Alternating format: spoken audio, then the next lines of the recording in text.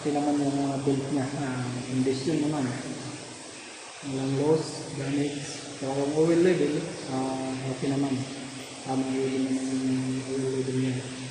So yung mga board, okay naman. Wala naman loss. Hindi naman siya lumuwan.